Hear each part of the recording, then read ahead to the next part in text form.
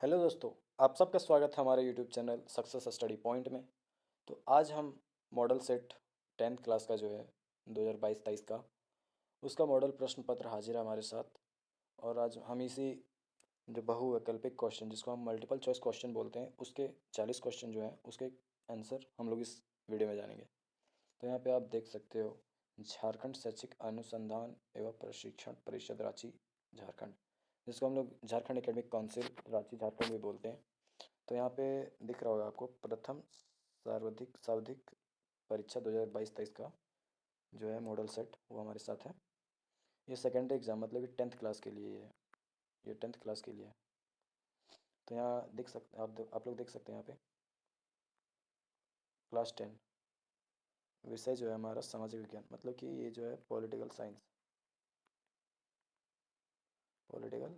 है। और इसका जो समय है मैं दिखा देता हूँ। टाइम जो है यहाँ पे आप देख सकते हो, टाइम है 1.5 घंटे। और पूर्णांक पूर्णांक मतलब होता है मार्क्स, मार्क्स आपका 40 नंबर का है। यहाँ पे सामान्य निर्देश मतलब कि कुछ जनरल इंस्ट्रक्शन है कि इसमें क्या क्या होंगे। तो पहला इंस्ट्रक्शन आपका कुल 40 प्रश्न है, मतलब कि 40 क्वेश्चन होंगे टोटल। सभी प्रश्नों के उत्तर अनिवार्य होते हैं, लेकिन आप दे भी सकते हो नहीं दे सकते हो। अगर नहीं जानते तो कोई दिक्कत नहीं, इसमें नेगेटिव मार्किंग का नहीं होता है। आप गलत दोगे तो आपका नंबर नहीं कटेगा, मतलब कि गलत दोगे तो वो नंबर कटेगा लेकिन नेगेटिव मार्किंग का नंबर नहीं है। उसके बाद यहाँ पे लिखा हुआ अगला पॉइंट में, प्रत्येक प्रश्न के लिए एक अंक निर्धारित है, मतलब कि एक क्वेश्चन जो है वो एक नंबर का है। मतलब कि 40 क्वेश्चन जो हमारे वो 40 मार्क्स के होंगे। उसके बाद उसके बाद आगे है, प्रत्येक प्रश्न के 4 विकल्प दिए हैं, मतलब कि 4 ऑप्शन होंगे और सही विकल्प का चयन करने के बोल रहा है, मतलब कि 4 में से एक जो है वो आपका सही वाला आंसर होगा। तो यहाँ पे अगला जो पॉइंट लिखा हुआ है हमारा, गलत उत्तर के लिए कोई अंक नहीं काटे जाएंगे, मतलब कि अगर आप गलत आंसर देते हो तो उसका कोई भी नेगेटिव मार्किंग का मतलब कि नहीं है। तो सबसे पहले बढ़ते हैं हम अपने पहले क्वेश्चन की तरफ। तो सबसे पहला क्वेश्चन है हमारा, राष्ट्रवाद में एक निश्चित भौगोलिक क्षेत्र में रहने वाली जनता इनमें से किसके द्वारा जुड़ी होती है। ऑप्शन नंबर यहाँ पे है, सामान्य संस्कृति से, सामान्य इतिहास से, भाषा और लोक परंपरा से, या फिर ऑप्शन डी इनमें से सभी। तो हमारा यहाँ पे आंसर हो जाएगा ऑप्शन डी। इसको बढ़िया से कर लेते हैं, यहाँ पे हमारा आंसर हो जाएगा ऑप्शन डी। उसके बाद आपका दूसरा क्वेश्चन जो है ये, उसका दूसरा क्वेश्चन में है, जर्मनी के एकीकरण में प्रमुख भूमिका निभाने वाले बिस्मार्क कहाँ के चांसलर थे। जो बिस्मार्क थे वो कहाँ के चांसलर थे, तो इसका आंसर हो जाएगा हमारा ऑप्शन नंबर सी, प्रसा के थे। उसके बाद क्वेश्चन नंबर थर्ड है, सरदार वल्लभ भाई पटेल ने किस किसान आंदोलन का नेतृत्व किया था। तो यहाँ पे इसका ऑप्शन नंबर बी जो है वो हो जाएगा हमारा सही आंसर। और बारदोली के आंदोलन में जो बारदोली की औरत थी, जो औरतें लोग, उन्होंने सरदार की उपाधि सरदार की उपाधि दिया था, मतलब कि जो बारदोली की जो औरत लोग थी वो सरदार की उपाधि दिया था वल्लभ भाई पटेल जी को। उसके बाद अगला क्वेश्चन हम लोग देख लेते हैं। अगला क्वेश्चन है हमारा 4, साइमन कमीशन भारत क्यों आया। साइमन कमीशन जो है वो भारत क्यों आया था। तो इसका आंसर हो जाएगा हमारा ऑप्शन नंबर ए, जो कि हमारा राइट आंसर है, भारत में संवैधानिक व्यवस्था की कार्यशैली का अध्ययन करने। उसके बाद हमारा अगला क्वेश्चन हो जाएगा क्वेश्चन नंबर 5, प्राचीन काल में किस स्थल मार्ग से एशिया और यूरोप का व्यापार होता था, मतलब एशिया और यूरोप का व्यापार किस स्थल मार्ग से होता था। तो इसका आंसर हो जाएगा हमारा ऑप्शन नंबर बी, रेशम मार्ग। उसके बाद हमारे यहाँ पे क्वेश्चन नंबर 6 है, इसका ऑप्शन नीचे है तो पहले इसको ऊपर कर लेते हैं हम लोग।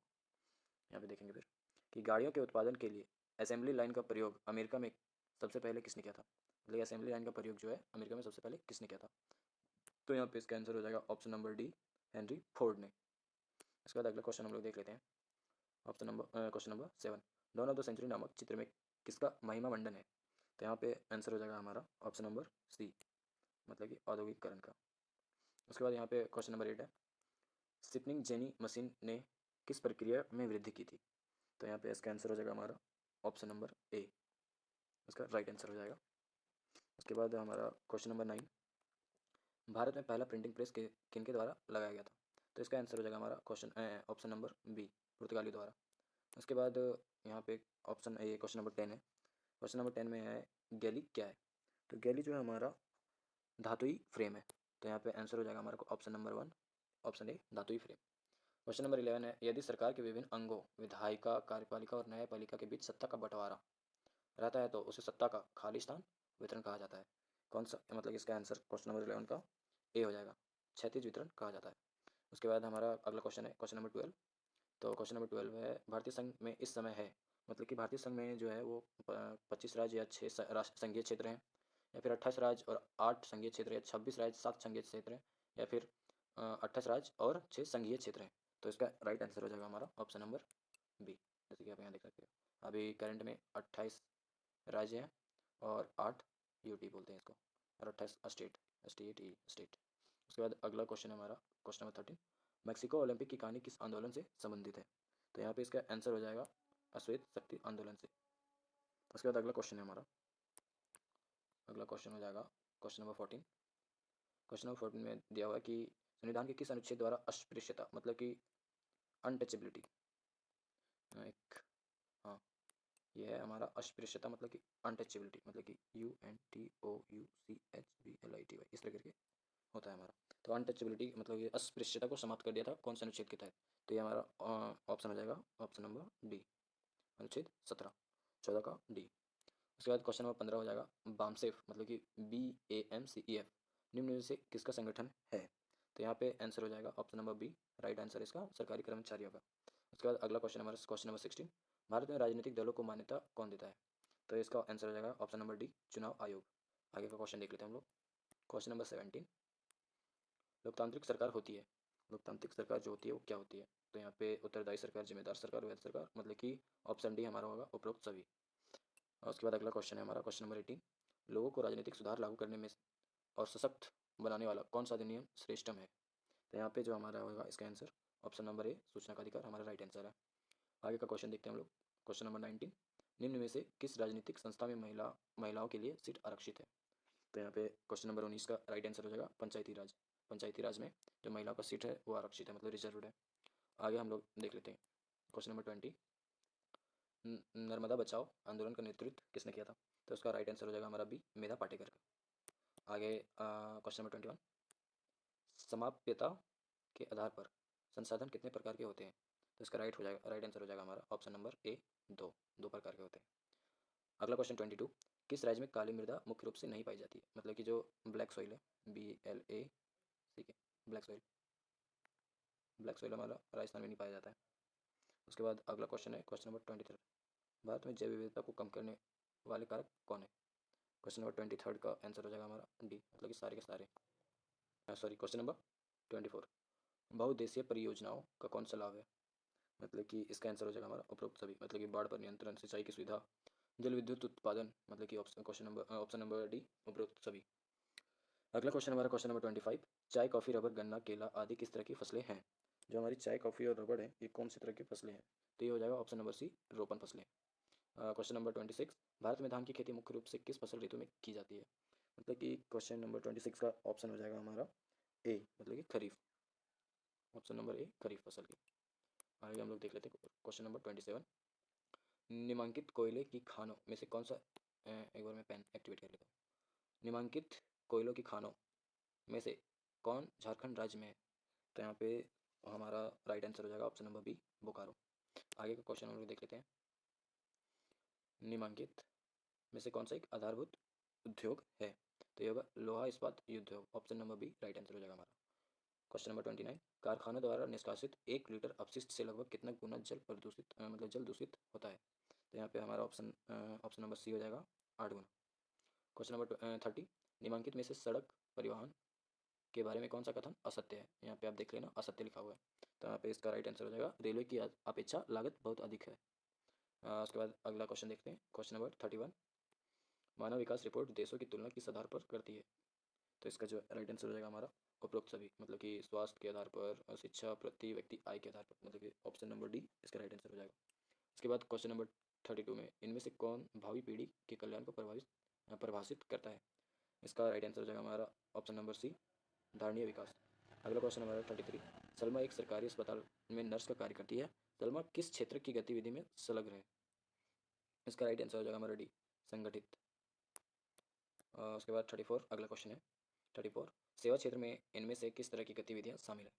मतलब कि 34 का ऑप्शन हो जाएगा हमारा सी, परिवहन, संचार और बैंकिंग। उसके बाद ये हमारा क्वेश्चन नंबर 35 है, निम्न में से कौन वस्तु विनिमय का उदाहरण है? इसका ऑप्शन देख लेते हैं हम लोग। ये ऑप्शन नंबर ए, गाय के बदले 5 बकरी का सौदा। एक गाय को 10,000 में बेचना। बैंक से गाय प्राप्त करना। गाय का दूध बेचना। वस्तु विनिमय मतलब विनिमय का मतलब होता है कि बार्टर सिस्टम। बार्टर सिस्टम मतलब आप अगर आपके पास अगर चावल है तो आप इसके बदले गेहूँ, अगर किसी के पास गेहूँ है, गेहूँ, ये आप हैं, ये आपका कोई दोस्त है, तो आपके पास चावल है, आपके दोस्त के पास गेहूँ है, तो आपको कभी गेहूँ का ज़रूरत पड़े तो आप अपने दोस्त से ले लेते हो, आप अपने दोस्त से ले लेते हो और आप अपने दोस्त को गेहूँ के बदले चावल दे देते हो। मतलब कि इसको ही बोलते हैं बार्टर सिस्टम इंग्लिश में, और हिंदी में वस्तु विनिमय। तो इसका ऑप्शन नंबर ए, एक गाय के बदले 5 बकरी का सौदा, इसका राइट आंसर हो जाएगा। आगे हम लोग देख लेते हैं क्वेश्चन नंबर 36। व्यापारिक बैंक के क्या कार्य हैं? व्यापारिक बैंक के क्या कार्य हैं? मतलब कि इसके जो कार्य होते हैं वो साख निर्माण, ऋण देना, जमा स्वीकार करना, इनमें से सभी। ऑप्शन नंबर डी इसका राइट आंसर हो जाएगा। Question number 37। बहुराष्ट्रीय कंपनियों का रिक्त स्थान देशों में उत्पादन पर नियंत्रण होता है, तो इसका राइट आंसर हो जाएगा एक से अधिक। मतलब कि बहुराष्ट्रीय कंपनियों का एक से अधिक देशों में उत्पादन पर नियंत्रण होता है। उसके बाद 38, क्वेश्चन नंबर 38, फोर्ड मीटर किस देश की कंपनी है? फोर्ड मीटर, सॉरी मीटर नहीं, मोटर, फोर्ड मोटर जो है वो कौन से देश की कंपनी है? तो इसका राइट आंसर हो जाएगा हमारा ऑप्शन सी, अमेरिका की है। फोर्ड, FORD, जैसे कि मैं दिखाता हूँ, FORD।